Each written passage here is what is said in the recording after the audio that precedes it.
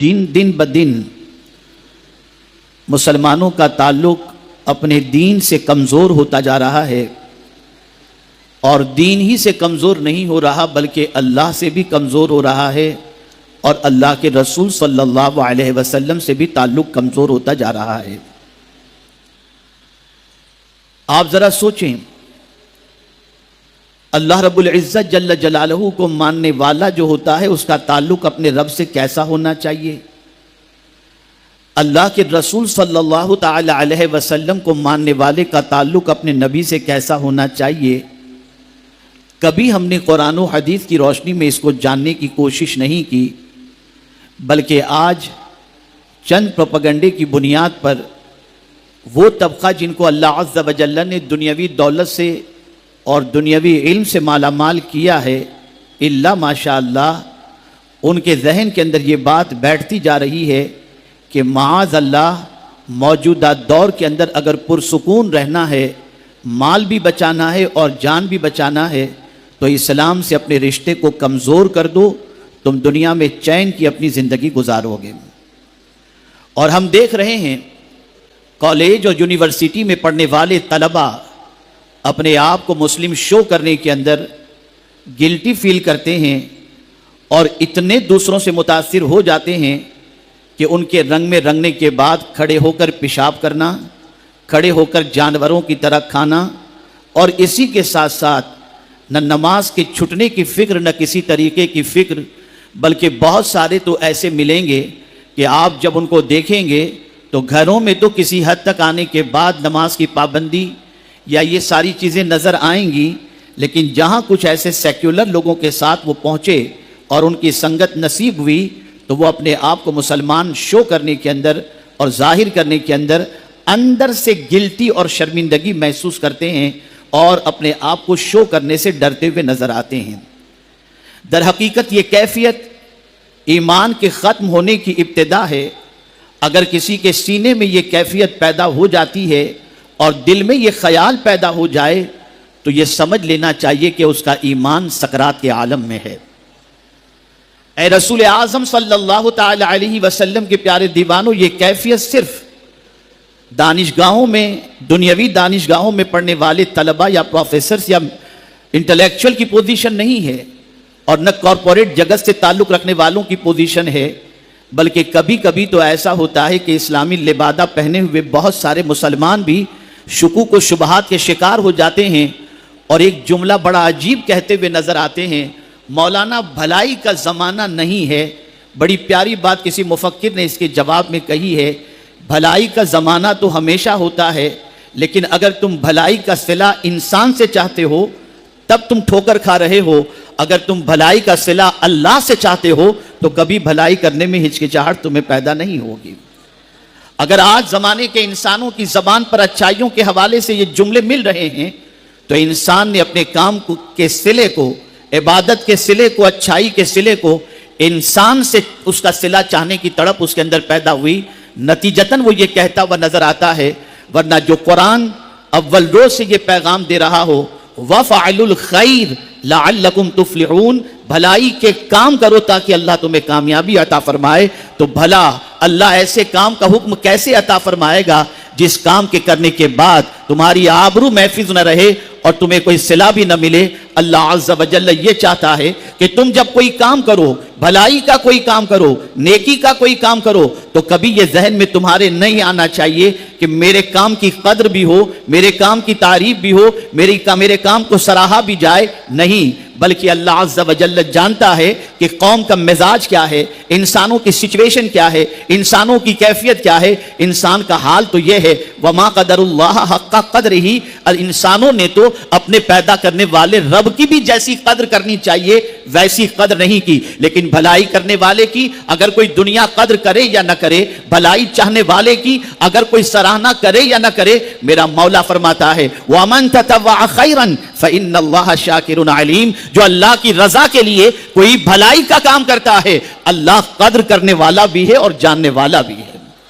سوچ بدل رہی ہے، افکار و نظریات بدل رہے ہیں، آہستہ آہستہ انسان دین کے کاموں کے سلسلے میں، اچھائیوں کے کاموں کے سلسلے میں، اور اسی کے ساتھ ساتھ اللہ رب العزت جل جلالہ اور اس کے رسول صلی اللہ علیہ وسلم کے تعلق کے سلسلے میں اپنی زندگی کو بہت دور لے جا رہا ہے، اللہ سے فاصلہ بڑھا رہا ہے، رسول اعظم سے فاصلہ بڑھا رہا ہے، نتیجتاً سچویشن یہ ہے کہ آج کا انسان بے قراری کی وادیوں کے اندر اپنی زندگی کے لمحات گزار رہا ہے۔ اس کی زندگی میں سب کچھ تو نظر آتا ہے، سکون نظر نہیں آتا، اطمینان نظر نہیں آتا، چین نظر نہیں آتا۔ میرے پیارے آقا صلی اللہ تعالی علیہ وسلم کے پیارے دیوانوں، آپ پوری دنیا کے انسانوں کی زندگی کا جائزہ لے کر کے دیکھیں، جن جن لوگوں نے تعلق باللہ کمزور کیا اور جن کا تعلق باللہ اور تعلق بالرسول کمزور ہوا، اللہ نے ان کی زندگی سے سکون چھین لیا، اور سب کچھ ہوتے ہوئے بھی ان کی زندگی میں سکون نہیں۔ لیکن جن کا تعلق باللہ مضبوط رہا اور تعلق بالرسول مضبوط رہا، اللہ تعالیٰ نے ان کو چٹائی پر سونے پر بھی سکون کی نیند عطا فرما دی، اور دونوں جہاں کی بھلائیاں اور کامیابیاں اور اطمینان ان کے قدموں میں لا کر کے پروردگار نے رکھ دیا۔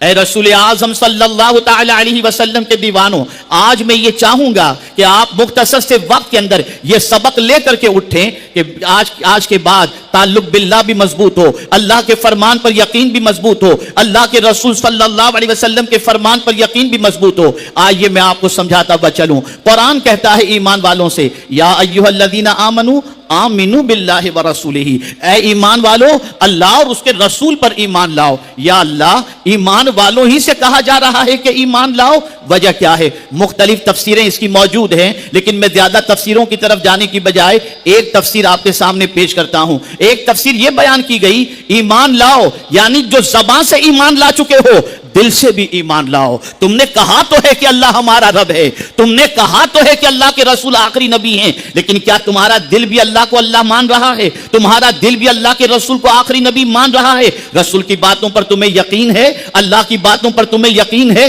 میں محسوس کرتا ہوں اس وقت دنیا کے انسانوں کی زندگی کو، اور میں آپ کے سامنے بتاؤں اللہ پر جس طریقے کا یقین ہونا چاہیے، مسلمانوں کا یقین آج اس درجے کا نظر نہیں آ رہا۔ بتائیے میرے پیارے آقا صلی اللہ تعالی علیہ وسلم کے پیارے دیوانوں، کیمرے کا دور چل رہا ہے، ہمیں بھی کہا گیا میدان میں اتنے کیمرے لگائیں، ہم بیٹھ کر پوری پبلک کا دیکھیں گے اور سارا جائزہ لیں گے، کہیں کوئی پرابلم نہ ہو۔ روڈ پر کیمرے، ایئرپورٹ پر کیمرے، ہر جگہ کیمرے رکھے گئے، جہاں جہاں انسان کو معلوم ہوتا ہے کیمرے لگے ہوئے ہیں، آدمی کیمرے کے حوالے سے مطمئن رہتا ہے کہ یہ کیمرہ مجھے دیکھ رہا ہے۔ بلکہ بہت ساری جگہوں پر تو یہ کیمرے لگا کر کے وہاں پر اسٹیکر لگا دیا جاتا ہے کہ آپ کیمرے کی نگاہ کے اندر ہو، آدمی الرٹ ہو جاتا ہے، ہوشیار ہو جاتا ہے۔ میں پوچھنا چاہتا ہوں، کیمرہ دیکھ رہا ہو اسپیڈ فاسٹ نہیں کرتے، کیمرہ دیکھ رہا ہو تم جیب نہیں کاٹتے، کیمرہ دیکھ رہا ہو ڈکیتی نہیں کرتے، کیمرہ دیکھ رہا ہو تم دکان نہیں لوٹتے۔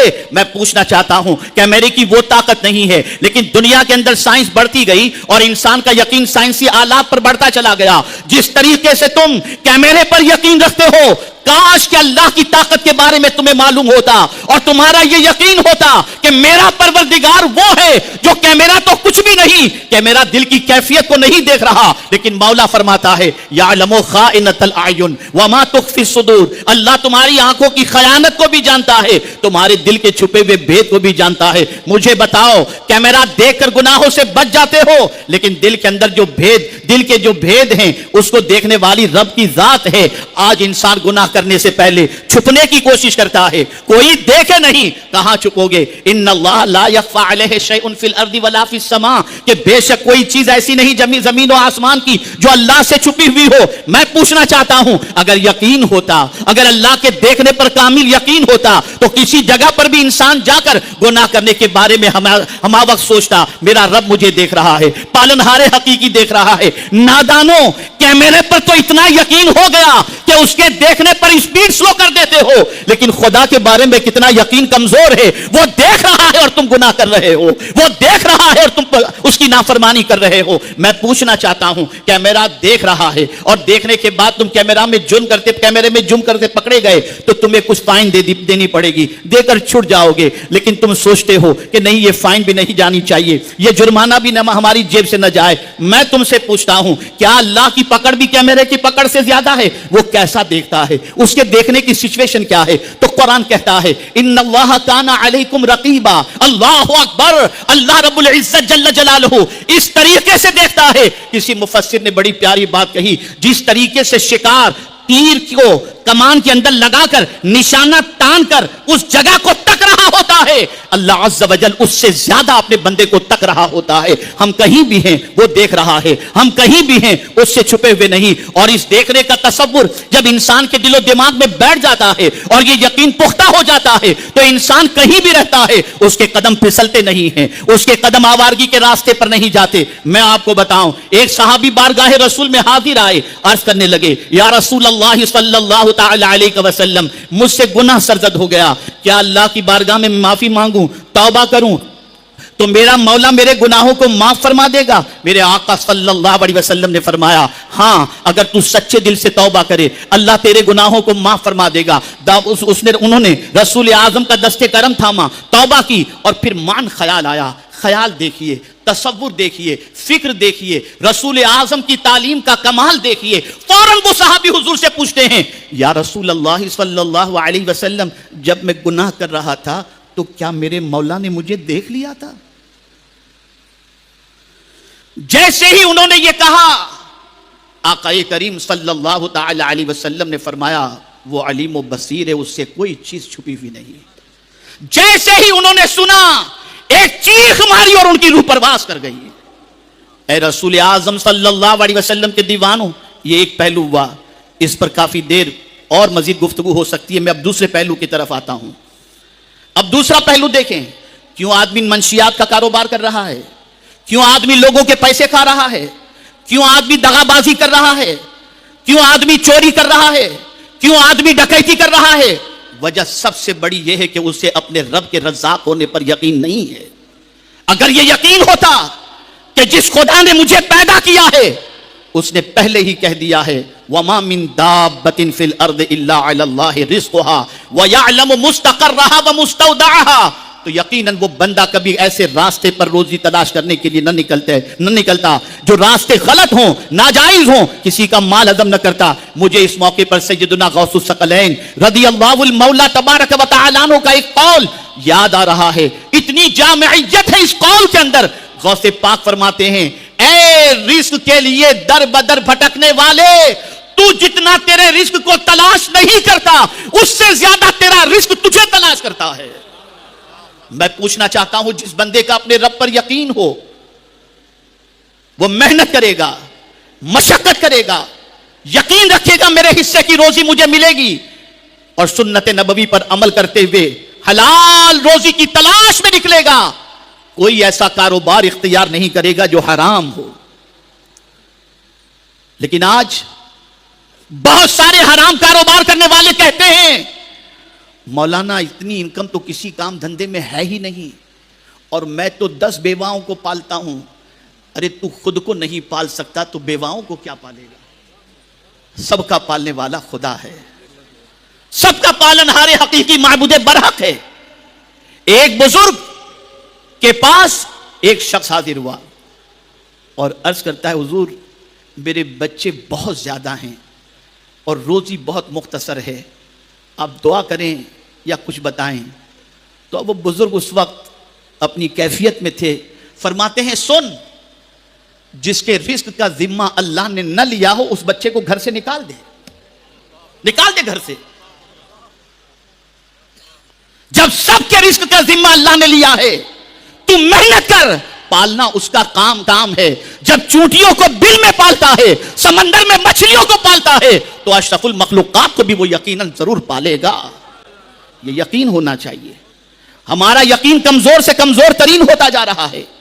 ہمارا ایمان اس حد تک کمزور ہو چکا کہ سب کے وعدوں پر بھروسہ ہے, خدا کے وعدوں پر جیسا بھروسہ ہونا چاہیے ویسا نہیں ہے وہ بھروسہ. آج کسی نے آپ سے کہہ دیا اس کاروبار میں اتنا انویسٹ کرو, اتنا کروڑ ملے گا, لگا دیا آپ نے, بعد میں پتا چلا کیپٹل بھی گیا, پروفٹ تو دور کی بات رہی. لیکن جب بات پروردگار جل جلالہ کے فرمان کی آئے تو انسان وہاں سوچتا ہے نہیں, میرا مولا فرماتا ہے من جاء بالحسنۃ فلہ عشر امثالھا، ایک دو گے 10 ملے گا، لیکن شیطان کہتا ہے نہیں نہیں کم ہو جائے گا، الشیطان یعدکم الفقر، شیطان تنگدستی کے بارے میں بتاتا ہے، اور قرآن کہتا ہے کہ ایک دو گے 10 ملے گا۔ تاریخ بتاتی ہے کہ رابعہ عدویہ رضی اللہ تعالی عنہ دسترخوان پر بیٹھی ہوئی تھی، مانگنے والا آیا، خاتون سے کہا خادمہ سے دے دو روٹیاں، ایک روٹی تھی، فرمایا دے دو، وہ گئی دینے کے لیے۔ تھوڑی دیر کے بعد رابعہ عدویہ کے دروازے پر 9 روٹیاں لے کر کے کوئی آیا، ایک روٹی گئی، 9 روٹیاں آئیں۔ خادمہ نے سوچا کہ بھوک تو بہت لگی تھی، شاید ایک روٹی سے بھوک نہ پوری ہوتی، اللہ کا شکر ہے کہ ایک کے عوض میں 9 آئی۔ لیکن رابعہ عدویہ نے جب یہ سنا، فرمایا لے جاؤ، یہ ہمارے لیے نہیں ہو سکتی، نہیں ہو سکتی یہ ہمارے لیے۔ خادمہ نے کہا ماں 9 روٹیاں ہیں، کہا نہیں یہ اپنی نہیں ہو سکتی۔ کچھ دیر گزری، 10 روٹیاں آئیں۔ خادمہ نے کہا کوئی روٹیاں لے کر آیا، کہا گنو کتنی ہیں، کہا 10، کہا یہ ہماری ہونی چاہیے، اس لیے کہ سب کا وعدہ ہو سکتا ہے جھوٹا ہو، میرے خدا کا وعدہ کبھی غلط نہیں ہو سکتا۔ میں نے ایک روٹی دی تھی، میرے مولا نے اس کے عوض میں مجھے 10 روٹیاں عطا فرمائی۔ یہ یقین پیدا کرو، یہ ایمان پیدا کرو۔ آج ہمارا ایمان کمزور ہو چکا۔ قرآن کہتا ہے ان اللہ لا یخلف المیعاد، بے شک اللہ وعدہ خلافی نہیں فرماتا۔ لیکن اے رسول اعظم صلی اللہ علیہ وسلم کے دیوانوں، ہم پتہ نہیں دنیا کے سب کے وعدوں پر اور باتوں پر بھروسہ کرتے ہیں، لیکن اللہ اور اس کے رسول کی جب بات آ جائے تو ہمارا یقین ڈگمگانے لگتا ہے۔ ایک مثال آپ کے سامنے پیش کروں اور اس سے آپ کے عقل کے دریچے کھل جائیں گے۔ آج کے دور میں انسان یہ کہتا ہوا نظر آتا ہے مولانا جھوٹ بولے بغیر کاروبار چل ہی نہیں سکتا، اور قرآن کہتا ہے وَاجْتَنِبُوا قَوْلَ الزُّورِ، جھوٹ سے پرہیز کرو۔ اب آپ نے تو معاذ اللہ یہ کہہ دیا لاشعوری طور پر کہ اللہ کے فرمان پر عمل کریں گے تو بھوکے رہیں گے۔ یہ یقین کی کمزوری ہے، یہ ایمان کی کمزوری ہے، اور جب یہ کمزوریاں آہستہ آہستہ پیدا ہونی شروع ہوتی ہیں تو ایک وقت آتا ہے کہ جس کے فرمان سے یقین کمزور ہو جائے پھر اس ذات پر سے بھی یقین کمزور ہو جاتا ہے۔ اور اس وقت آپ شاید نہیں جانتے کہ اسی یقین کو کمزور کرنے کے لیے پوری دنیا کے اندر تحریکیں چلائی جا رہی ہیں کہ اگر خدا رحمان و رحیم ہے تو غزہ کے اندر بے گناہ بچے مارے جا رہے ہیں، کہاں ہے تمہارا خدا؟ یہ کہہ کر یقین کمزور کرایا جا رہا ہے۔ اے رسول اعظم صلی اللہ تعالی علیہ وسلم کے دیوانوں، ایک بات اچھی طریقے سے ذہن کے اندر محفوظ کر لیں، اللہ کی حکمت اللہ ہی بہتر جانتا ہے، اور اس سے زیادہ اپنے بندوں پر مہربان کوئی دوسرا ہو ہی نہیں سکتا۔ وہ جانتا ہے کس کے حق میں کیا بہتر ہے اور کس کے حق میں کیا بہتر نہیں۔ ایک بندہ مومن کو اس بات پر اپنا یقین پختہ کر لینا چاہیے کہ میرا رب جو کہتا ہے وہ حق ہے، اور اس کے فرمان کو میں دل و جان سے ماننے کے لیے تیار ہوں۔ اے رسول اعظم صلی اللہ تعالی علیہ وسلم کے دیوانوں، رسول اعظم صلی اللہ علیہ وسلم کی حیات طیبہ کے حوالے سے دیکھیں، بڑا آسان ہے یہ نعرہ لگانا کہ ہم غلام رسول ہیں، ہم عاشق رسول ہیں۔ یہ بڑی اچھی بات ہے، اللہ کرے کہ زبان سے نکلنے والے یہ نعرے حقیقت میں تبدیل ہو جائیں۔ لیکن کبھی میں آپ سے پوچھوں اور جواب طلب کروں تو آپ کا جواب کیا ہوگا؟ کیا حضور صلی اللہ علیہ وسلم کے فرمان پر بھی جیسا یقین ہونا چاہیے ویسا یقین ہے؟ لیکن جب تاریخ الٹ کر کے دیکھتا ہوں تو وہ لوگ جنہوں نے حضور کو ستایا تھا وہ بھی اتنا جانتے تھے کہ حضور جو کہہ دیتے ہیں وہ سچ ہی ہوا کرتا ہے، ان کا یقین تھا۔ ابو لہب کا بیٹا عتیبہ کے بارے میں سرکار صلی اللہ علیہ وسلم نے اللہ کی بارگاہ میں یہ عرض کر دیا تھا مولا اس پر ایک کتا مسلط فرما دے۔ ابو لہب کو ڈر لگا اور وہ کہنے لگا کہ جو کچھ حضور نے کہا ہے ویسا ہو کر رہے گا۔ اس لیے جب ملک شام تجارت کا قافلہ لے کر جانے کا وقت آیا تو لوگوں کو کہتا ہے ذرا میرے بیٹے کو سنبھالنا، اس لیے کہ ایک کتے کے مسلط ہونے کی بات محمد صلی اللہ علیہ وسلم نے فرما دی ہے۔ گھیرے میں رکھتے تھے اور ہوا یہی، رات کے وقت ایک شیر آتا ہے، سب کے منہ سونگتا ہے، اور پھر اس کے بعد اس کا منہ سونگتا ہے، اسے اٹھا کر لے جاتا ہے اور پھاڑ کھاتا ہے۔ اللہ اکبر! ابو لہب بھی جانتا تھا کہ حضور جو فرماتے ہیں وہ حق ہوا کرتا ہے، اسے بھی حضور کی باتوں پر یقین تھا، اس اعتبار کا تعصب کی بنیاد پر اس نے بھلے اسلام قبول نہیں کیا لیکن بات سچی ہونے کے سلسلے میں اس کو بھی یہ یقین تھا۔ اور اسی لیے آج جس ایمان کی ہمارے اندر ضرورت ہے اس ایمان کے حوالے سے قرآن ہمیں تقاضا کرتا ہے وَإِذَا قِيلَ لَهُمْ آمِنُوا كَمَا آمَنَ النَّاسِ، جیسا کہ جب کہا گیا لوگوں سے ان کی طرح ایمان لاؤ، کن کی طرح؟ صحابہ کے ایمان کی طرح۔ کیسا تھا صحابہ کا ایمان؟ ایک واقعہ سنیں۔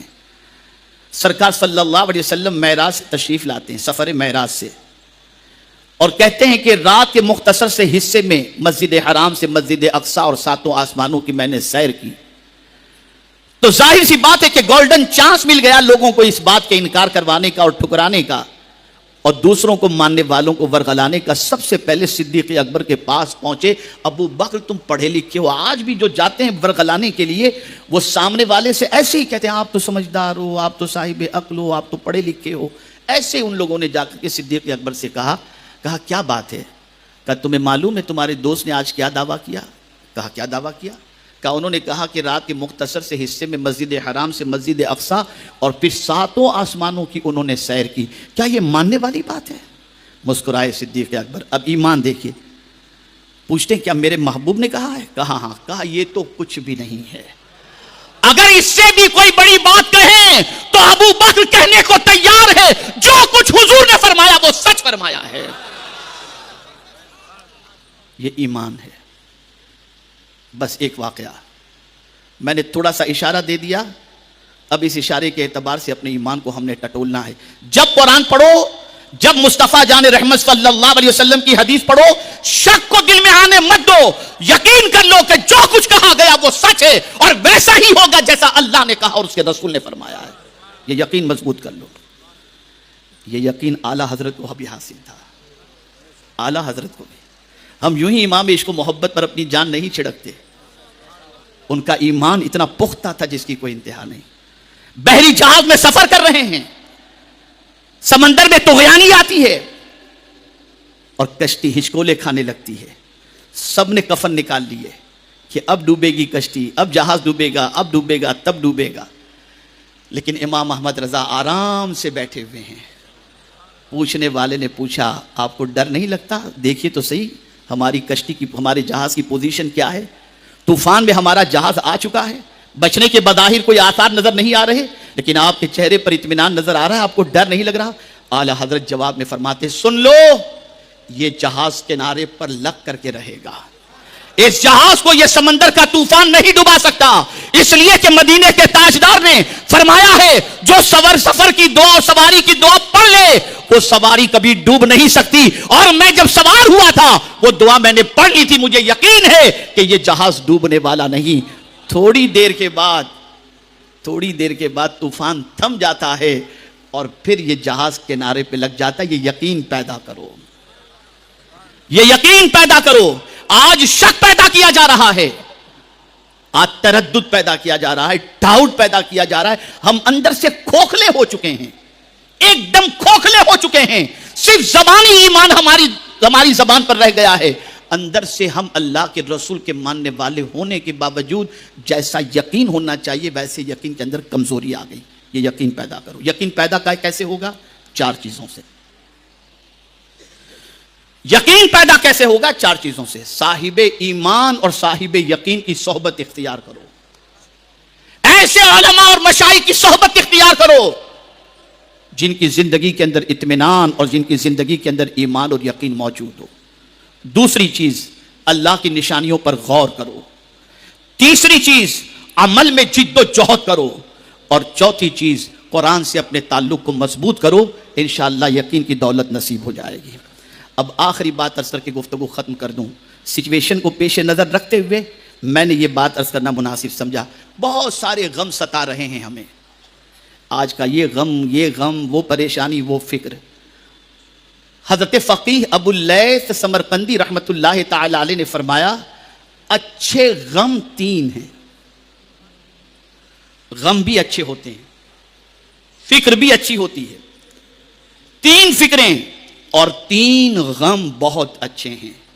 ہر انسان کو چاہیے کہ ہمیشہ اس غم و فکر کے اندر رہے کہ کہیں آخری وقت میرا ایمان سلب نہ ہو جائے. اپنے ایمان کے بارے میں فکر کرتا رہے اور اس غم کے اندر گرفتار ہو کہ کہیں آخری وقت میرا ایمان سلب نہ ہو جائے. دوسرا غم اور دوسری فکر, فقیہ ابو اللیث سمرقندی رحمت اللہ تعالی علیہ فرماتے ہیں کہ احکام الہی کی پابندی نہ ہونے کا غم, کہ اللہ ایسی میری کیفیت نہ بن جائے کہ تیرے حکم پر عمل کرنا میرے لیے دشوار ہو جائے, اور پروردگار میں ایسے ماحول میں نہ گھر جاؤں کہ تیرے احکام کی بجا آوری مجھ سے نہ ہو سکے. بس اللہ عز و جل کی بارگاہ میں اس غم کو پیش کرو اور ہمیشہ دعا کرو, اے اللہ زندگی کی آخری سانس تک ہم تیرے احکام کی بجا آوری اور تیرے احکام کو بجا لاتے رہیں. اور تیسرا غم اور تیسری فکر یہ ہے کہ اہل خصومت کا چمٹنا, کہ کہیں ایسا نہ ہو جن کا دل ہم نے دکھایا, جن کی حق تلفی ہم نے کی, جن کو ہم نے ستایا, کہیں قیامت کے دن وہ ہم سے چمٹ کر اپنا حق نہ مانگ لیں. یہ غم بسا لو اپنے اندر, اس فکر کو بسا لو اپنے اندر.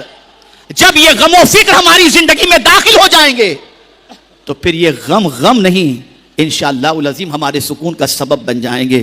اے رسول اعظم صلی اللہ تعالی علیہ وسلم کے دیوانوں, آج کے روح پرور سنی اجتماع میں حاضر ہونے والوں, اللہ اور اس کے رسول سے اپنے تعلق اور اپنے یقین کو مضبوط کر لو. دنیا میں بھی کامیابی ملے گی اور آخرت میں بھی انشاءاللہ کامیابی نصیب ہو جائے گی. بس آخری بات, سنی دعوت اسلامی کا پیغام ذہن میں محفوظ کر لیں, کریکٹ اور کنیکٹ. اپنے آپ کو درست کرو اور اپنے آپ کو اللہ اور اس کے رسول سے کنیکٹ کرو, اور اس سے کنیکٹ ہونے کے لیے آپ تحریک سنی دعوت اسلامی سے کنیکٹ ہو جاؤ. انشاءاللہ العظیم وہ راستہ بتایا جائے گا جس راستے پر چلنے کے بعد اللہ اور اس کے رسول جل جلالہ و صلی اللہ علیہ وسلم کی محبت دل میں پیدا ہو جائے گی. الحمدللہ ہماری تحریک کی سرپرستی حضور مفکر اسلام اور دیگر بڑے علماء, سراج الفقہاء, رئیس المفسرین, یہ سارے علماء رہنمائی فرماتے ہیں, شفقتیں فرماتے ہیں, اور انہی کی شفقتوں میں یہ سفر جاری و ساری ہے. میرے پیارے آقا صلی اللہ علیہ وسلم کے پیارے دیوانوں, اجتماع میں آنے کے بعد سوچ بدلو, فکر بدلو, اور اپنے آپ کو اللہ اور اس کے رسول جل جلالہ و صلی اللہ علیہ وسلم کے قانون کے پابند بنانے کی کوشش کرو. اللہ رب العزت جل جلالہ آقا کریم رؤوف الرحیم علیہ التحیۃ والتسلیم کے صدق و طفیل ہم سب کو اللہ اور اس کے رسول کے ارشادات پر عمل کی توفیق نصیب فرمائے.